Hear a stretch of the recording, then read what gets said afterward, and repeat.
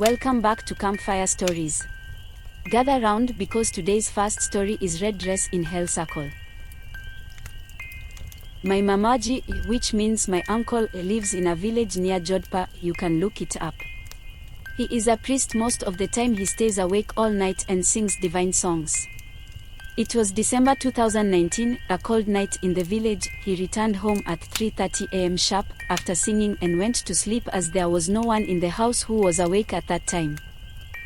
At 9 am my sister went near to Mamaji trying to wake him up, and when she touched his arm she noticed that he was suffering from a very high fever. We called the doctor. And after 2 days he got better, but he didn't speak to anyone and he stayed quiet for many weeks. All of our family members forced him to tell us what had happened to him. My mamaji is known for his bravery. He is a very strong man. We have never seen him shivering or seen his shocked face before. So we were all curious as to why he was behaving like that.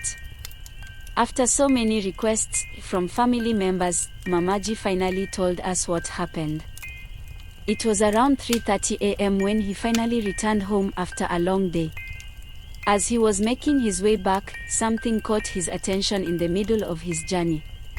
He spotted a group of about 7 to 8 women, all dressed in vibrant, red clothes, dancing in a circle right next to the road.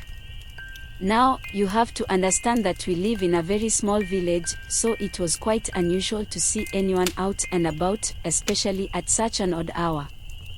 Mamaji felt a sense of unease wash over him, and he instinctively revved up his bike and increased his speed to pass by them quickly.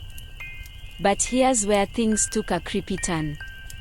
After he had successfully passed them, he suddenly felt a strange movement behind him. Something wasn't right. So, he turned his head to see what was happening. Then to his horror, he saw all those women in red clothes chasing after his bike at an unbelievable speed. Can you imagine the fear he must have felt at that moment? It sent him into a state of panic.